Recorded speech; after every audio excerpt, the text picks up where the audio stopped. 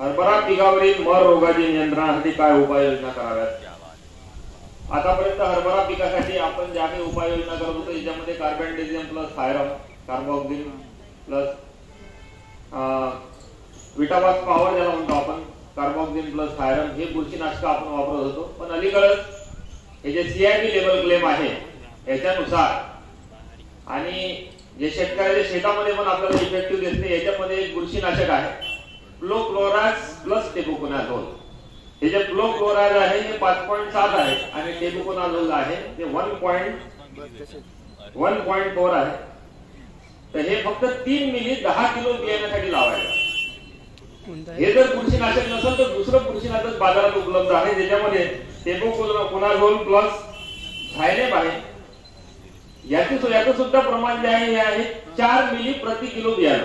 Already हे जे औषध आहे टेबुकोनाझोल प्लस झायनेम हे 1100 रुपये किलो आहे आणि 4 मिली प्रति किलो जर आपण जर लावलं तर याच्यामुळे आपलं बजेट फार जास्त होते. त्याच्यामुळे माझं असं रिकमेंडेशन तुम्हाला राहील की याच्यामध्ये जे फ्लोक्लोराज प्लस टेबुकोनाझोल आहे हे फक्त 3 मिली लावायचं आहे 10 किलोला आणि साधारणतः 150 मिली औषध जे आहे हे 500 रुपयापर्यंत येते. आत्मा नावाच्या सध्या बाजारामध्ये आत्मा नावाचं हे प्रोडक्ट आहे, स्टोरेज नावाने येते, आत्माचं स्टोरेज नावाने. त्याच्यानंतर एक टेबुकोनाझोल 5.4% हे सुद्धा एक रिकमेंडेशन मध्ये आहे. ते पण अतिशय महाग असल्यामुळं एक वेळा हे बुरशीनाशक जे आहे याची बीज प्रक्रिया केल्यानंतर साधारणतः 24 तासाच्या अगोदरपर्यंत आपल्याला ही बीज प्रक्रिया चालते. म्हणजे फ्लोक्लोराज प्लस टेबुकोनाझोल स्टोरेज नावाचं जे प्रोडक्ट आहे याची जर आपण सीड ट्रीटमेंट जर केली तर 24 तासाच्या अगोदरपर्यंत सीड ट्रीटमेंट करायची. त्याच्यानंतर प्रति किलो बियाण्याला 10 ग्राम ट्रायकोडर्मा लावायचा. हे लावून मगच पेरणी करायची. पेरणी करत असताना पेरणीची डेप्थ आहे 4 ते 5 इंच.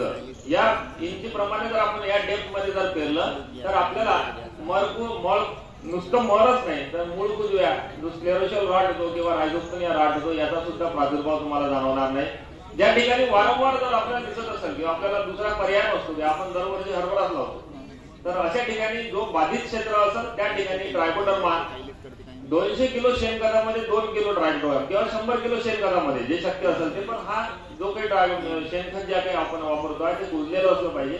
त्याच्यात 2 किलो ट्रायकोडर्मा मिक्स करायचा आणि बाधित क्षेत्रात केवळ फक्त वापरायचं. आपल्याकडे 10 एकर क्षेत्र असेल तर पूर्णच्या पूर्ण शेतामध्ये प्रत्येक ठिकाणी ट्रायकोडर्मा टाकण्याची गरज नाही.